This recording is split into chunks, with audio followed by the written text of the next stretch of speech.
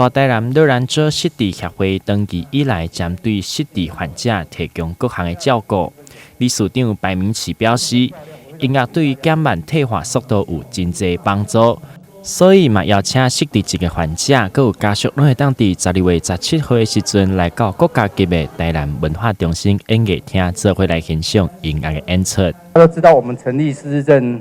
协会，目的就是要希望我们台南市民能够远离失智症啊。所以那时候就提出3动2高，预防失智这样的一个概念，就是头脑要动、休闲活动、有氧运动、高度学习跟高抗氧化。所以今天在座的贵宾其实跟我们多多少少都有一些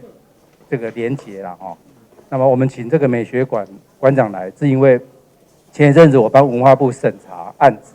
就是艺术共融，要帮我们的老人跟失智者看能不能用另外一种模式，那么来延缓他的退化，预防这个失智症的发生。我想我们音乐会就是在这样的一个基础之下，除了透过这样的一个机缘来介绍，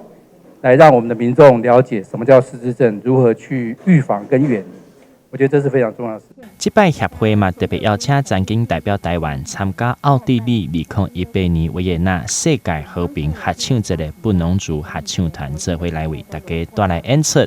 活动的现场嘛特别邀请到曾经伫世界各所在巡回演出的白袍更金家林平安来到现场来为大家带来精彩的表演。曲子呢是一个出自George Gershwin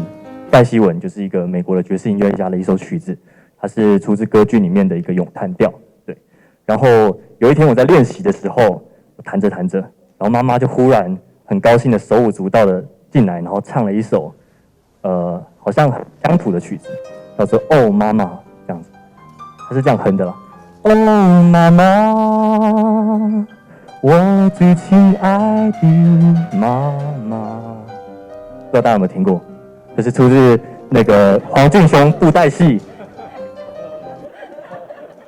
还有陆北琼出场的时候都是放这首曲子。12月17号的音乐欢迎市民朋友做伙来到台南市文化中心来参加精彩的音乐会。